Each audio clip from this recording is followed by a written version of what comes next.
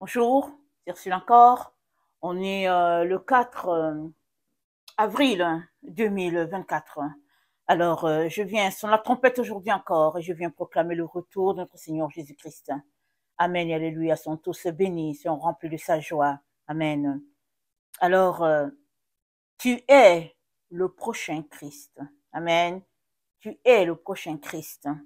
Alors, ce message fait suite à celui que j'ai apporté hier. Hier soir, j'ai apporté un message peut-être de 20 ou 21 minutes, je ne me rappelle plus exactement. Mais au fait, c'est que le Seigneur m'a donné un message hier et il m'a donné une vision de lui. Il était assis, il avait, je ne sais pas si je dois appeler ça une couverture ou quoi, un peu comme les rabbins ont. Il avait ça sur sa tête. Et puis, donc, quand la vision s'est ouverte, il était comme ça, comme je suis là, comme ça. Et il a soulevé la tête, il m'a regardé, il m'a montré ses traits, il a fait ça. Et après, il a fait ça. Et après, il a replongé la tête, comme ça. Et après, je suis sortie de la vision. Et j'ai apporté le message hier. Donc, dans la nuit d'aujourd'hui, dans la nuit d'hier à aujourd'hui, c'est-à-dire dans la nuit du 2 au 3, il m'a donné une vision de lui. Et dans la nuit de 3 au 4, il a continué sur cet enseignement-là. Amen. Et puis, donc, je l'ai pris ce matin quand j'ai fini de prier, on te dit au matin. Alors, le Seigneur, quand il donne quelque chose, c'est qu'il a un message à passer. Et je vous encourage à écouter la vidéo d'hier, n'est-ce pas? Une vidéo sur à peu près 21 minutes sur le visage de Christ. Et Christ a marché sur cette terre. Amen. Il a marché sur cette terre. Donc, ce qu'il m'a montré, les traits qu'il m'a montrés hier, dans la nuit d'avant-hier hier, c'était à quoi il ressemblait quand il était sur la terre. Et c'est sûr, il n'avait pas ma couleur de peau. Il ne l'avait pas du tout. Il ressemblait exactement à un gars du Moyen-Orient. Vous savez qu'ils ne sont pas de couleur rose ou bien, comme on dit, les blancs, il n'est pas de cette couleur-là. Il est comme quelqu'un de l'Est, du Moyen-Orient. Alors, il peut être tendance mulâtre, tendance un clair, une couleur un peu plus pâle. Sûr et certain, quand on va le voir, on ne va pas dire, celui-là c'est un noir ou bien, on ne va pas dire cela. On va tout de suite lui demander s'il vient du Pakistan, s'il vient, voilà, de la Tunisie, des choses comme ça. Alors, c'est cette image qu'il m'a présentée. J'ai pas vu ses cheveux, c'était sous la couverture. J'ai vu ses traits, j'ai vu son profil. Sûr et certain, il n'avait pas de rasta. Parce que quand tu as un rasta, même quand tu as la couverture, on voit les rastas là qui tombent et tout. Il n'y a pas de rasta. J'ai pas vu de rasta, des cheveux ondulés, toxadés, j'ai pas vu. Et il a marché donc sur cette terre comme quelqu'un qui venait de là, parce qu'il est né à cet endroit-là de la terre. Et, s'il vous plaît, les gens l'appelaient Rabouni, parce qu'il a marqué les gens. Avec son teint, pas son teint, avec son enseignement, ses miracles. Et ils avaient devant eux quelqu'un qui venait de Dieu. Ses ennemis ne voulaient pas le reconnaître et puis l'ont cloué. Mais le commun du peuple savait que celui-là, c'était un prophète qui venait de Dieu. Et quand il a commencé à dire qu'il était fils de Dieu, les gens encore, les jaloux encore explosaient, mais il ne leur disait que la vérité. Amen. Et quand on lit la Bible, amen, Jésus-Christ a été clair dans ce qu'il est. Donc allons-y voir dans 2 Corinthiens 5, le verset 14, ça nous dit, car l'amour de Christ nous presse parce que nous estimons que si un seul est mort, pour tous, tous donc sont morts. Et qu'il est mort pour tous, afin que ceux qui vivent ne vivent plus pour eux-mêmes, mais pour celui qui est mort et ressuscité pour eux. Ainsi, dès maintenant, nous ne connaissons personne selon la chair. Et si nous avons connu Christ selon la chair, maintenant, nous ne le connaissons plus de cette manière. C'est Paul qui parle. Lui, il a connu Christ dans l'esprit, pas dans la chair. Quand Jésus-Christ était sur la terre, il ne l'a pas connu. Voilà pourquoi il dit qu'on ne connaît pas quelqu'un dans la chair. Parce que lui, Paul, quand il a fait l'expérience d'avec Jésus, c'était en esprit qu'il a fait l'expérience. Les autres qui étaient avec lui n'ont pas vu Jésus, mais lui, il a vu Jésus. Et Jésus-Christ, ils ont entendu Jésus, ils ont fui pour aller se cacher. Et Jésus-Christ lui a dit, pourquoi me persécutes-tu? Et Paul a dit, mais qui tu? Il a dit, je suis Jésus que tu persécutes. Il te sera difficile de régimber contre les aiguillons. Alors, à partir de ce moment, Paul nous dit qu'il ne le connaît pas. Il n'y a personne qui connaît Jésus sous la chair. Parce qu'effectivement, quand il a rencontré Jésus, ça faisait longtemps que Jésus était venu, que Jésus était retourné au Père. Mais Paul l'a connu. Comment on appelle ça? Paul l'a connu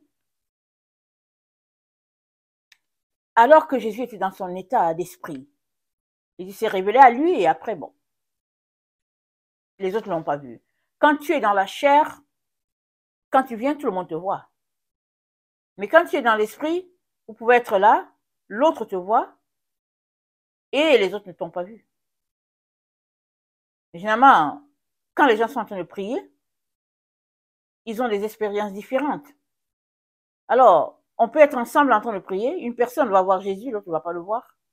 Une personne va entendre Dieu dire ceci et puis les autres ne vont pas entendre. C'est les expériences de l'esprit. Et l'apôtre Paul nous encourage donc. Il nous dit, il n'est plus comme ça. Il n'y a personne dans la chair. Il n'y a pas un Jésus dans la chair. Et on est dans le temps où les gens mettent l'accent sur le physique de Jésus. Voilà pourquoi Jésus-Christ a pris soin dans cette vision de me montrer, c'est très physique, pour que je puisse apporter ce que j'ai vu. Il est donc important que tu ne mettes pas l'accent sur la couleur de peau ou les traits secondaires. C'est pour t'égarer. Jésus, c'est pas la chair. Lui-même, il a dit, l'esprit, il a dit, la chair ne sert de rien. C'est l'esprit qui vivifie. Et quand il était donc sur la terre et qu'il a dit à ses disciples qu'ils partaient, ils étaient tristes. Il leur a dit, mais non, je vous donnerai un autre consolateur. Ça veut dire quoi? Ça veut dire que lui, Jésus, il était un consolateur.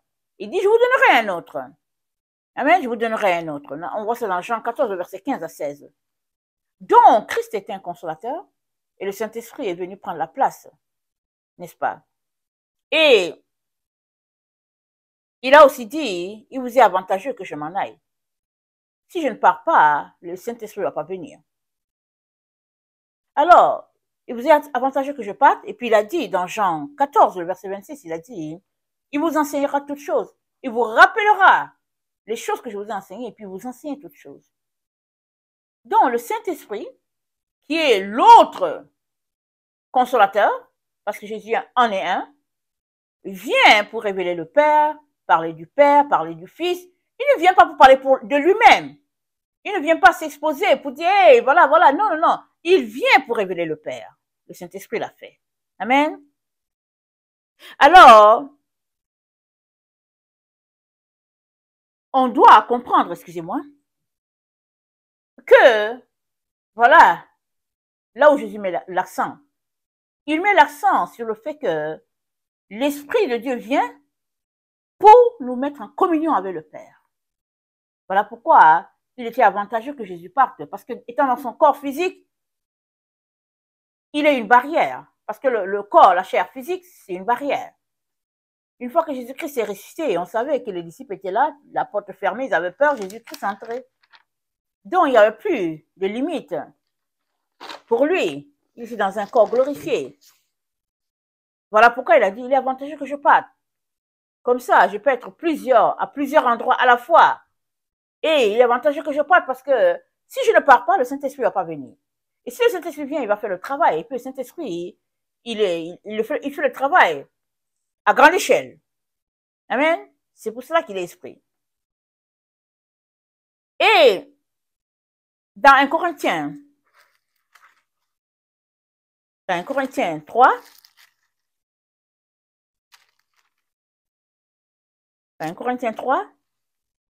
le verset 9, Paul dit, car nous sommes ouvriers avec Dieu. Vous êtes le champ de Dieu, l'édifice de Dieu. Tu es un champ. Tu es l'édifice. Et dans 1 Corinthiens 3, le verset 17, il dit, si quelqu'un détruit le temple de Dieu, Dieu le détruira. Car le temple de Dieu est saint. Ça dit, tu es le champ de Dieu, tu es le temple de Dieu, et ce temple doit rester pur et saint. Il doit avoir une certaine propreté. Il doit être nickel, pur. C'est ça que tu es. Et Paul de dire au verset 16, ne savez-vous pas que vous êtes le temple de Dieu et que l'Esprit de Dieu habite en vous? Donc, cet esprit-là que Jésus-Christ nous a envoyé, il vient pour habiter en nous. Pas en dehors de nous, mais en nous. Il est donc important qu'on s'assure que l'Esprit de Dieu est bien à sa place, bien dans son temple, bien dans notre corps. Ça, c'est important. Alors, la seule manière de le faire sortir, c'est de t'intéresser, toi, à ce qui est de chair. Alors, les individus, dans leur programme de détourner les enfants de Dieu, mettent l'accent sur un Jésus physique, de chair, d'une couleur brune. Et les gens se lèvent par là, il est comme si, oh oui, c'est vrai, il est comme si, oh c'est vrai et tout. Parce qu'il y a des tableaux qui sont des tableaux antiques qui montrent que ben, voilà ce qu'il était et tout. Comme déjà dit, ça ne change rien. Que les tableaux soient antiques, que Jésus-Christ soit de couleur brune ou verte, tout ça, ça ne change rien. Son message, ce n'est pas dans la couleur. Son message, alléluia, c'est que Christ est en toi, l'espérance de la gloire. Christ, il habite en toi. Et s'il est là, c'est l'espérance de la gloire. Et quelle gloire? La gloire que tu sois transformé à l'image de Jésus. C'est de ça qu'il est question, c'est ça que le Seigneur me parle aujourd'hui, et c'est ça qu'il me montrait hier. Donc, hier soir, j'ai apporté l'aspect, comment il était physique, comment il m'a présenté ses différents traits, en tournant son visage et tout. Mais c'est dit dans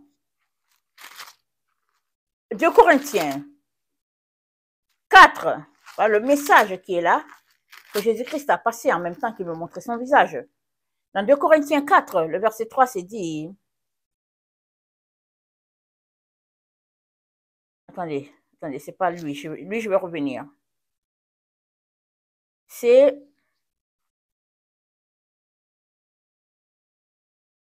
ah oui, c'est ça, excusez-moi. Si notre évangile est encore voilé, il est voilé pour ceux qui périssent. Pour les incrédules dont le Dieu de ce siècle a aveuglé l'intelligence, afin qu'ils ne visent pas briller la splendeur de l'évangile de la gloire de Christ qui est l'image de Dieu. Afin qu'ils ne visent pas briller, quoi? L'évangile de la gloire de Christ qui est l'image de Dieu. Christ déjà c'est l'image de Dieu. Et ici, l'évangile de Christ représente l'image de Dieu. C'est-à-dire, si tu plonges le regard dans l'évangile de Christ, tu seras transformé à l'image de Christ. Et c'est ça qu'il nous dit dans 2 Corinthiens 3, le verset 17, c'est dit, « Or, le Seigneur, c'est l'Esprit. Et là où l'Esprit du Seigneur est, là se trouve la liberté. Nous tous qui, le visage découvert, Contemplant comme dans un miroir la gloire du Seigneur, nous sommes transformés en la même image de gloire en gloire comme par le Seigneur l'Esprit. Nous sommes transformés de gloire en gloire à l'image de Christ qui est esprit.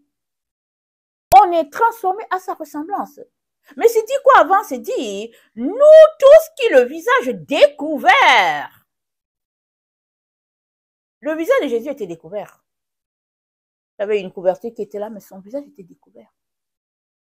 Mais le fait de te présenter un Jésus physique d'une autre couleur, c'est pour mettre un masque à ton visage. Alors tu viens en te disant que, ah oui, Jésus était de couleur brune, et puis bon, ok, et puis, mais ça change quoi? Ça change que tu viens de cacher ton visage. Parce qu'une vérité un mensonge était présenté au lieu de la vérité. Or, tu dois être à visage découvert. C'est-à-dire, tu dois ne avoir rien qui te voile. Voilà pourquoi Jésus-Christ a dit, si la lumière qui est en toi est ténèbre, alors grandes sont tes ténèbres. Parce que la lumière est faite pour t'éclairer. Maintenant, si au lieu que tu sois éclairé, tu es plongé dans la confusion, dans l'obscurité, alors tes ténèbres sont grandes. Parce que de toutes les manières, Jésus est déjà passé sur cette terre, ça fait plus de 2000 ans. Il est mort, il est ressuscité, et puis il est parti, il est retourné à Dieu. Alors pourquoi veux-tu aller chercher l'image de Jésus d'il y a 2000 ans pour le rapporter? Normal qu'après 2000 ans, j'espère que son visage a changé. Suppose qu'il était de couleur brune, supposons. Mais j'imagine qu'à ce moment-ci, après 2000 ans, son visage ne devrait plus être de couleur brune.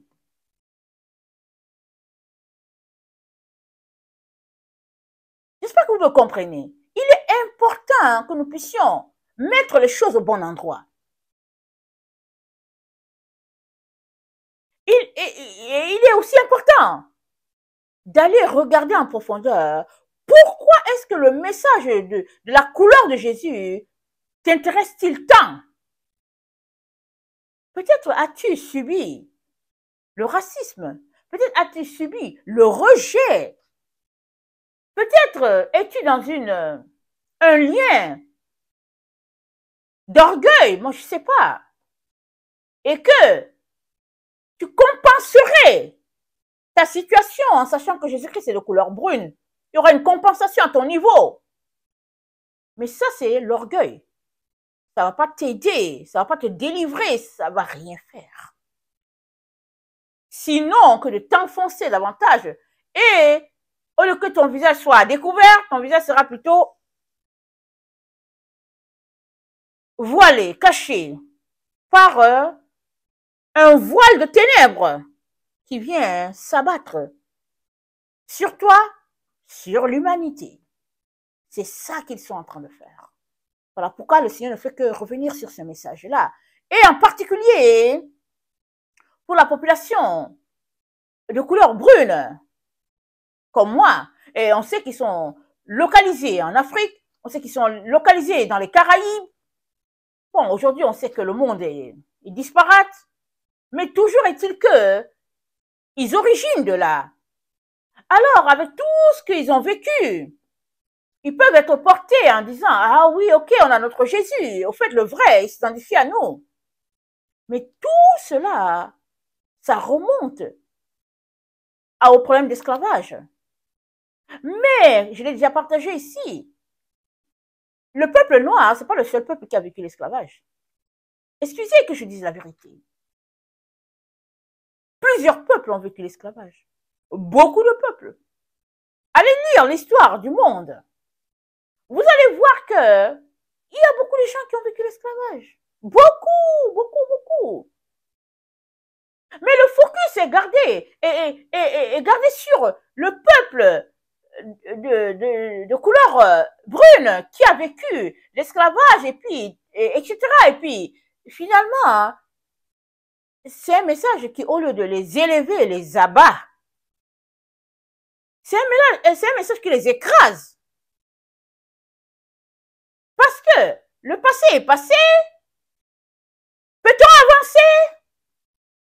C'est ça que Jésus-Christ nous dit. Le passé est passé. Les Noirs ont subi et ils continuent de subir, mais il y a aussi des peuples de couleur blanche qui subissent et ils continuent de subir. C'est la vie. Il y a des peuples asiatiques qui subissent et qui continuent de subir. C'est-à-dire, ta vie en tant qu'enfant de Dieu ne devrait pas se concentrer sur ces situations malheureuses. Si tu te concentres sur ces situations, tu n'avanceras pas. Ton cœur sera lourd. Et puis, au lieu de t'élever en direction de Dieu, tu vas juste décliner. Parce que ton esprit sera abattu. Et Jésus-Christ nous dit, de Corinthiens 4, il dit, si notre évangile est encore voilé, il est voilé pour ceux qui périssent. Donc, il y a déjà des gens qui ont donné leur vie à Jésus. Amen, ils ont donné leur vie à Jésus. Donc, ils ne périssent pas. Mais on va leur apporter un Jésus de couleur brune. Et finalement, ils vont se retrouver sur la voie de la péremption. Ils seront là en train de dire, oh oui, au fait, ok, Jésus-Christ, il est de couleur brune. Et puis, ben voilà. Mais c'est pas ça que Jésus-Christ te dit. Il te dit, l'évangile est voilé pour ceux qui périssent, pour les incrédules dont le Dieu de ce siècle a aveuglé l'intelligence, afin qu'ils ne puissent pas briller la splendeur de l'évangile de la gloire de Christ. Ne laisse pas ton intelligence être obscurcie avec ces gens-là. Ne laisse pas ça. Concentre-toi sur le message de Jésus. C'est ça qui est le plus important. C'est pas le fait que il est de couleur brune. C'est pas ça. J'ai entendu, il y a des gens qui disent Jésus-Christ vient exactement de tel endroit. Il localise un endroit sur la terre. Mais tout le monde sait qu'il est mort là-bas à Golgotha. Tout le monde le sait. On sait qu'il a marché sur les rues du Golgotha. Il a avancé sur les voies. L'histoire raconte. Pourquoi aujourd'hui prendre cette histoire-là et puis l'envoyer dans un autre pays ou bien dans un autre continent et les gens y croient? Pourquoi? C'est la distraction ou perdre les enfants de Dieu. Et dans Romains 12, nous sommes encouragés, n'est-ce pas, par notre frère. Au verset 2, il dit, ne vous conformez pas au siècle présent, mais soyez transformés par le renouvellement de l'intelligence. Et Jésus-Christ dit, toujours par la bouche de Paul, ils ont l'intelligence obscurcie. Donc ton intelligence a besoin d'être renouvelée aux choses de Dieu. Pas d'être obscurcie par un mensonge. Il est important de refuser cela, ce mensonge-là. Alors je reviens sur ce message parce que le Seigneur Jésus revient dessus. Parce que c'est un message qui, au lieu de renouveler l'intelligence des enfants de Dieu afin que l'intelligence soit éclairée, leur intelligence sera obscurcie par des ténèbres. Un gros mensonge. Et les gens qui aiment bien les peintures, ils vont acheter les peintures, et puis ils vont mettre les peintures, ils vont dire que oui, Jésus-Christ, voilà, il était comme si. Mais, désolé, que tu puisses te concentrer sur ça. C'est pas ça le message de Jésus. Le message de Jésus, c'est, si quelqu'un veut venir à moi, qu'il renonce à lui-même, qu'il se charge de sa croix et qu'il me suive. Si la croix que tu es appelé à vivre, c'est un problème de racisme, prends ta croix, avance. Si c'est un problème de manque d'argent, prends ta croix, avance. Avance en suivant Jésus. Alors que tu marches à sa suite, il va t'aider à régler ce problème. Soit positivement par selon toi ou négativement. C'est pas ça qui est important. Ce qui est important, c'est que tu veuilles le suivre. Alors il te dit, voici les procédures. renonce à toi, prends ta croix, suis-le. Le suivre, c'est quoi? C'est marcher dans ses commandements, faire ce qu'il te dit de faire. Et alors, tu deviendras le prochain Christ. Parce que Christ, ça veut dire quoi? Ça veut dire celui qui est moins. Nous sommes transformés à l'image de Christ par l'Esprit. Et qui est le Christ? Christ, il est Esprit. On est transformé à cette image-là de gloire en gloire.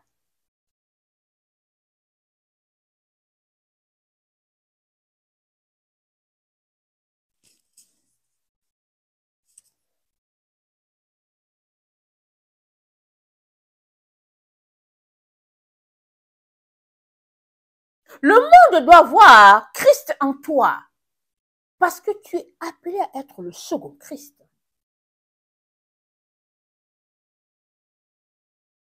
C'est ça. Jésus-Christ est venu, il a pris un groupe de personnes, il a formé, et le groupe a répandu l'œuvre sur la terre. Et maintenant, à la génération de la fin, leur travail aura atteint son summum quand nous, les gens de la génération de la fin, on se comportera aussi comme eux. Eux, ils ont marché avec Jésus. Ils l'ont vu de leurs yeux. Mais nous, on n'a pas vu Jésus. Mais à la fin, quand Jésus-Christ viendra, il trouvera un groupe sur la terre qui se comporteront comme les premiers apôtres. Et les apôtres seront contents et heureux de savoir que leur message est arrivé à destination. La boucle sera bouclée en ce temps-là. Mais ce n'est pas de venir et puis de parler d'un Jésus, d'une affaire de couleur. Ça, c'est vraiment ne pas avoir saisi le message de Jésus du tout. Mais c'est surtout une façon d'humilier Jésus-Christ encore davantage. Oui, c'est une façon de clouer Jésus encore sur le bois. Parce que Jésus-Christ est venu, il est mort, il est ressuscité, mais c'est une façon de l'envoyer encore dans tous les problèmes de cette terre, et en plus de la mauvaise manière. Parce que quand il est venu, ce n'était pas sa couleur de peau.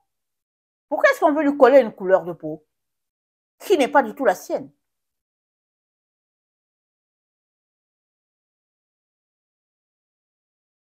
Un Jean 3, le verset 2. Un Jean 3, le verset 2, ça dit, bien-aimés, nous sommes maintenant enfants de Dieu, et ce que nous serons n'a pas encore été manifesté. Mais nous savons que quand cela sera manifesté, nous serons semblables à lui, parce que nous le verrons tel qu'il est. Nous serons semblables à lui. Nous le verrons tel qu'il est. Comment? Nous serons semblables à lui. Ça dit, Jésus-Christ va s'imprégner en nous. Quand les gens vont nous voir, ils vont dire, ah, c'est bizarre. J'ai l'impression que c'était Jésus. Mais je sais que c'est pas Jésus, mais j'ai l'impression que c'était Jésus.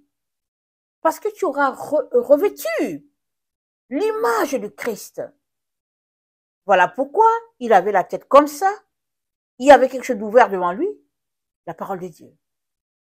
Plus tu vas lire la parole de Dieu, plus tu vas l'étudier, plus tu vas t'identifier à Jésus-Christ.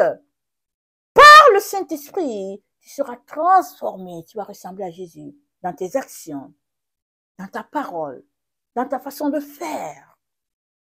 Et les miracles vont suivre. Tu feras ce que Jésus-Christ a fait. Quand Jésus-Christ était sur la terre, Pierre, c'était un peu difficile, n'est-ce pas? On sait le caractère qu'il avait. Mais quand le Saint-Esprit est descendu, le même Pierre qui allait tout le temps dans le temple, n'est-ce pas? Avec Jésus-Christ, c'est Jésus-Christ qui faisait les miracles. Alors, il y avait un handicapé qui était là. Alors, quand Pierre et Jean sont entrés, l'handicapé les a regardés parce qu'il voulait de l'argent. Pierre a dit, or et l'argent, je n'en ai pas, mais au nom puissant de Jésus-Christ, lève-toi. Et le gars s'est levé. Il louait Dieu. Je suis guéri, je suis guéri, je suis guéri. Mais avant cela, Pierre et puis, j'ai parlé de Paul, mais c'est de Pierre. Pierre et puis Jean, c'est pas ça qu'ils faisaient. Ils suivaient Jésus dans le temple et puis c'est tout. Mais quand le Saint-Esprit est descendu, ils ont pu dire à l'handicapé, au nom de Jésus, lève-toi et marche. Il s'est levé, il a marché. Et il a commencé à vaquer à ses affaires. Alors, être à l'image de Christ, c'est se retrouver à faire tout ce que Jésus-Christ a fait sur la terre. C'est à se retrouver à être comme Christ, à l'image de Christ, à l'identité de Christ. Un second Christ. Et il y aura plusieurs seconds Christ sur la terre. Pourquoi? Parce que c'est le groupe de ceux-là qui auront accepté de se transformer, de se purifier, de vivre comme Dieu le veut par le Saint-Esprit. C'est l'œuvre du Saint-Esprit. Amen.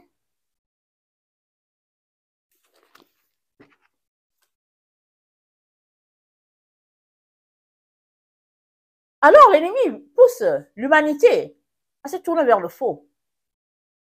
À mettre une image là, vous allez voir, avec ces images-là qu'ils mettent, ils vont mettre quelqu'un, ils vont envoyer quelqu'un un jour qui va ressembler exactement à l'image là.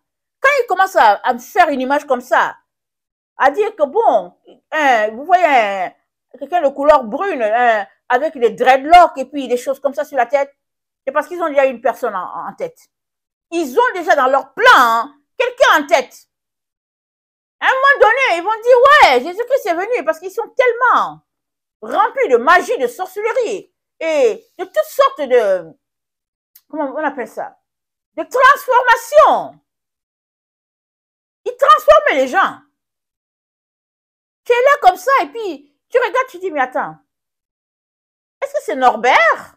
Tu regardes, tu dis, est-ce que c'est Norbert? Ah oui, on dirait que c'est Norbert, mais on dirait que c'est pas Norbert. Parce qu'il y a tellement de sorcellerie sur cette terre, tellement de magie. Il y a trop de choses sur la terre qui sont contraires à Dieu. Il est donc important que vous mettiez loin de ces choses-là en ne pas vous associant avec eux. Un jour, le Seigneur m'a donné un mot, n'est-ce pas, puisqu'il donne souvent des chiffres. Il me donne un chiffre. Alors je m'en vais taper, je tape, je tombe sur quelque chose et puis le Seigneur dit oui, je veux que tu regardes ce chiffre-là. Voilà à quoi ça correspond. Il me montre un nom, ok? Il me montre un nom. Il me dit, je voulais juste que tu saches que c'est avec ça que les gens travaillent sur la terre. Pour corrompre les enfants de Dieu. En leur envoyant des mauvais esprits, des mauvais sorts. C'est un esprit, comme il m'a montré là. Il dit, cette chose-là, ça s'oppose à l'esprit de Dieu. Mais alléluia, amen, l'esprit de Dieu est plus puissant que toute leur magie sur la terre. Que ce soit la magie noire, la magie blanche, la sorcellerie de l'Afrique, d'Haïti, et puis d'où, du Maroc, n'importe où, de l'Amazonie, toutes sortes de sorcelleries sur la terre, ça ne vaut pas l'esprit de Dieu. La gloire de Dieu sur l'esprit de Dieu, ça ne vaut pas. Et dans la Bible, le livre des Actes des Apôtres, il y a un Simon qui est venu, il voulait acheter le Saint-Esprit que les apôtres avaient. Et les apôtres lui ont dit, tu périras avec ta magie. Parce qu'il voulait acheter, il pensait que c'était une affaire d'argent. Ce n'est pas une affaire d'argent, justement, le Saint-Esprit. C'est une affaire de se soumettre à Dieu, d'obéir au Seigneur et de marcher les yeux fixés sur la parole de Dieu afin d'être transformé par l'Esprit de Dieu. C'est ça qu'on a lu. On retourne. C'est 2 Corinthiens 3, le verset 18, c'est dit, nous tous qui le visage découvert, contemplons comme dans un miroir la gloire du Seigneur, nous sommes transformés en la même image, de gloire en gloire, par le Seigneur, l'Esprit. Nous sommes transformés. Alors, si tu restes ton visage fixé sur un certain Jésus, le visage de Jésus, c'est dit, on ne le connaît plus comme ça. Il a marché, oui, mais on ne le connaît plus comme ça. Mais, C'est que les gens présents, hein, ce n'est même pas le visage de Jésus. C'est un autre visage. Ils te disent, voici, Jésus était comme ça. N'embarquez pas dans ces mensonges-là. Je parle à tout le monde, mais je parle surtout aux gens de la même couleur de peau que moi, qui peuvent se laisser embarquer dans des mensonges. Les gens sont assis en train de tisser toutes sortes de mensonges pour savoir comment ils vont piéger le peuple de Dieu. Pourquoi est-ce que ils ont amené, ils nous parlent d'un Jésus noir, un Jésus noir ou bien Jésus brun? C'est parce que le peuple de couleur brune, c'est eux qui vont beaucoup à l'église. Ils sont beaucoup spirituels. Beaucoup, beaucoup. Peu importe le continent où ils sont très spirituels. Voilà pourquoi l'ennemi veut les récupérer. Il veut les récupérer. En disant, OK, comme ils ont un problème d'émotion avec tout ce qu'ils ont vécu, OK, on va leur donner un Jésus de couleur qu'ils aiment là. On va les avoir totalement. Nous sommes transformés en la même image de gloire en gloire par le Seigneur l'Esprit. Mais en quelle image nous sommes transformés? L'image que nous contemplons dans la parole de Dieu.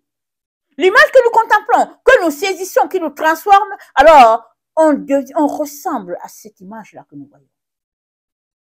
Dans Jacques,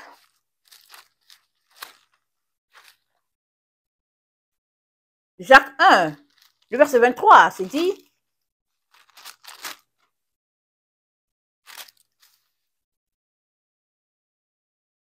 car si quelqu'un écoute la parole et ne la met pas en pratique, il est semblable à un homme qui regarde dans un miroir son visage naturel. Et qui, après s'être regardé, s'en va et oublie aussitôt quel il était. Mais celui qui aura plongé le regard dans la loi parfaite, la loi de la liberté, et qui aura persévéré, n'étant pas un auditeur oublieux, mais se mettant à l'œuvre, celui-là sera heureux dans son activité.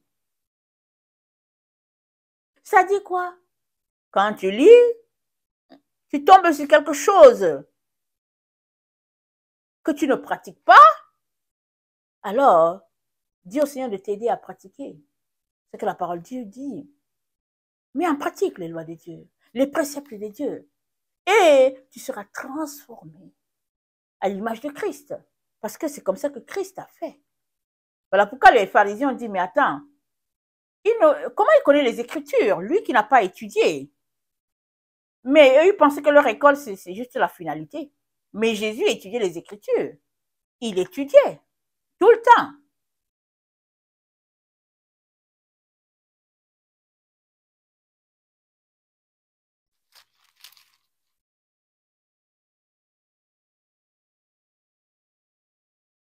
Colossiens 3, le verset 9 à 10 dit, ne mentez pas les uns aux autres, vous étant dépouillés du vieil homme et de ses œuvres, ayant revêtu l'homme nouveau qui se renouvelle dans la connaissance selon l'image de celui qui l'a créé. Alors, on est appelé à nous dépouiller de tout ce qui est ténèbres, de notre vie passée, et à revêtir l'homme nouveau, et l'homme nouveau, c'est Jésus-Christ. On le revêt comment? On le revêt dans la connaissance. Dans la connaissance, c'est-à-dire notre intelligence est renouvelée. La connaissance, c'est tu connais, tu apprends. Alors, on revêt ce Jésus-là et on finit par lui ressembler. On finit par lui ressembler.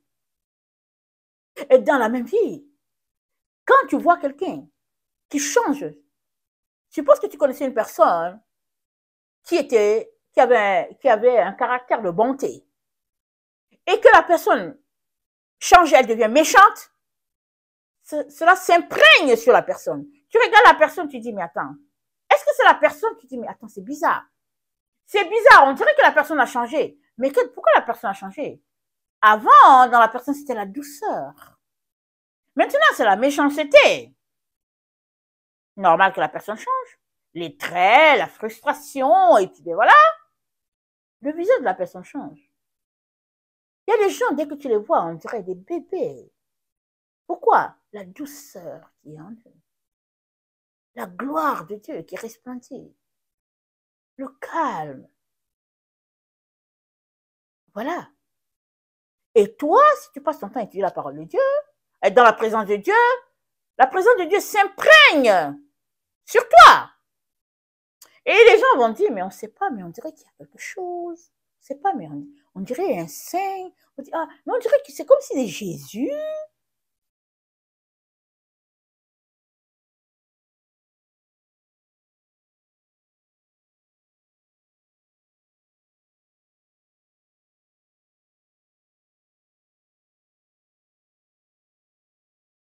Ainsi donc, comme des élus de Dieu, saints et bien-aimés, revêtez-vous d'entrailles de miséricorde, de bonté, d'humilité, de douceur, de patience, supportez-vous les uns les autres.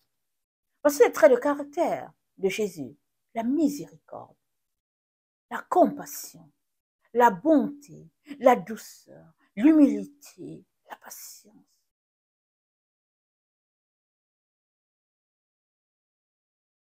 La joie, l'amour.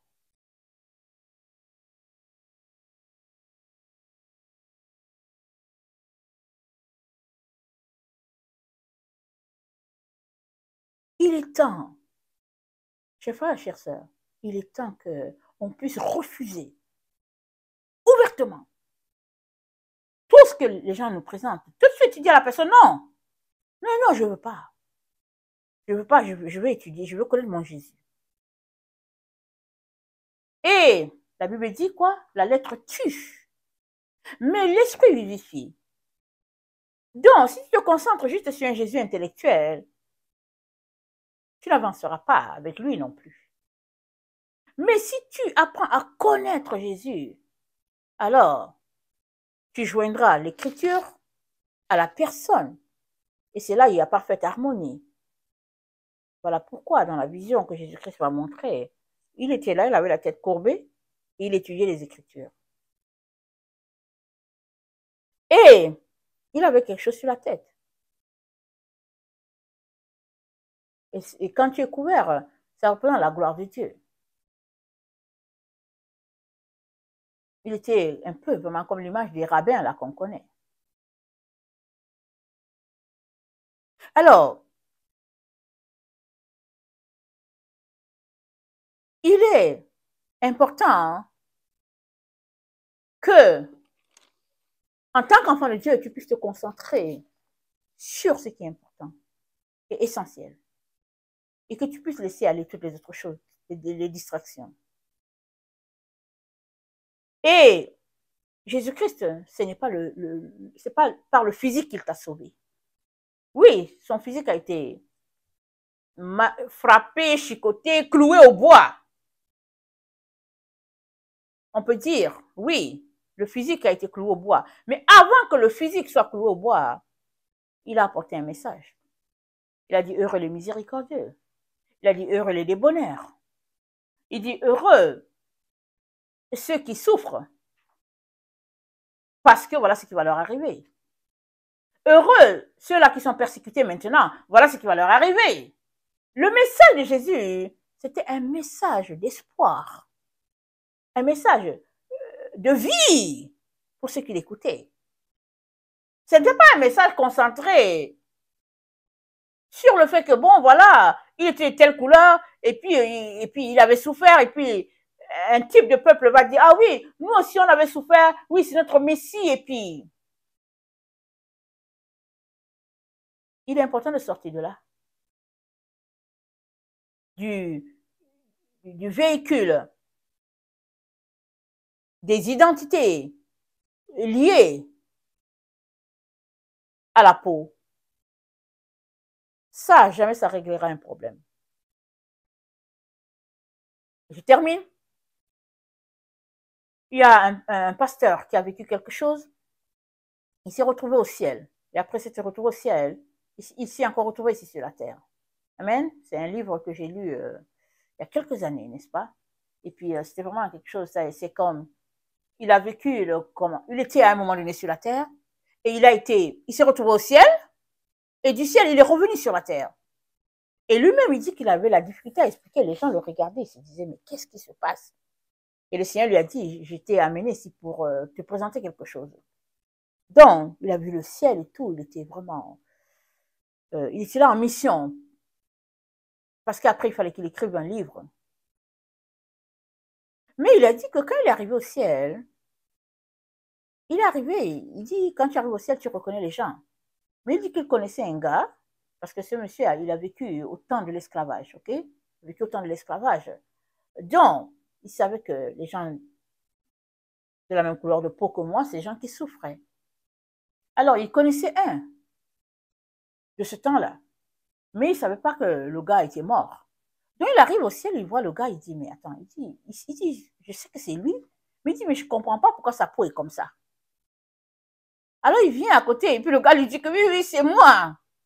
Et le gars lui dit, ici au ciel, il n'y a pas une affaire de peau comme celle-là que j'avais sur la terre. Il dit, ici, c'est juste l'affaire de la gloire de Dieu. Il dit, sur la terre, ma peau était brune à cause du soleil. Mais au ciel, il n'y avait pas ça. Il n'y a pas de soleil. C'est la gloire de Dieu qui éclaire. Donc, il dit, le gars avait les mêmes traits, un peu plus raffinés, avec beaucoup de douceur. Il dit, c'était pas le même visage textuellement, mais c'était la personne. Alors, tout cela pour dire, si tu mets l'accent sur les traits physiques là, quand tu seras dans la présence de Dieu, tu vas revêtir la forme que tu es en réalité. Quel gâchis de perdre ton temps concentré sur ces choses-là. Amen. C'est un gâchis. Ne reste pas là.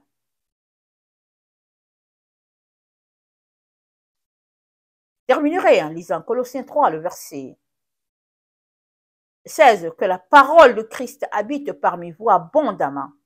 Instruisez-vous et exhortez-vous les uns les autres en toute sagesse, par des psaumes, par des hymnes, par des cantiques spirituels, chantant à Dieu dans vos cœurs, sous l'inspiration de la grâce.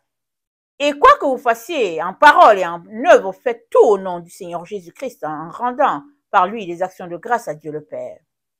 Mais que la parole de Christ habite parmi vous abondamment et instruisez-vous et exhortez-vous. Voilà à quoi le Seigneur nous appelle. Si nous nous concentrons sur ça, on n'aura pas le temps pour les autres choses. On n'aura pas le temps. Et ça ne va même pas venir à notre direction, parce qu'on a des choses à faire. Et c'est quoi ces choses à faire? C'est de se dépouiller du vieil homme et revêtir le nouveau. C'est du travail. Oui, c'est du travail. Et ce travail consiste à quoi? À venir s'asseoir dans la présence de Dieu, découvrir Dieu, découvrir le Seigneur Jésus, apprécier le Saint-Esprit. Et pendant que tu es là en train d'étudier la parole de Dieu, l'image de Christ s'imprègne en toi, comme on l'a vu dans 2 Corinthiens 4, le verset 3 à 4. Parce que l'évangile, c'est là l'image de Christ qui s'imprègne en toi. Et tu vas ressembler Christ. Différent de qui il était sur le trait physique. Mais tu seras comme lui, tu vas faire les mêmes miracles, ou bien même plus, parce que Jésus-Christ a dit, si vous croyez en moi, vous ferez de plus grandes choses que j'ai fait.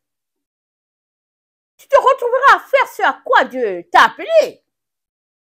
Et tu vas te manifester dans la gloire de Dieu, par le Saint-Esprit. Tu vas faire ces choses extraordinaires-là. Mais si tu te concentres sur un Jésus physique, sur des tableaux, et puis ben voilà, tu vas rester là, rivé sur quelque chose qui est faux, et un voile vient de descendre sur toi. Et c'est pas ça que Dieu veut pour toi. Voilà pourquoi il est important d'aimer la vérité et de t'accrocher à la vérité. Et le Seigneur te fera grâce. Il se révélera à toi. Amen. Il se révélera à toi davantage et davantage. Et c'est ça qu'il veut pour chacun d'entre nous. Que le Seigneur bénisse sa parole. Maranatha, Jésus revient. Amen. Et alléluia sont tous bénis. Amen et amen.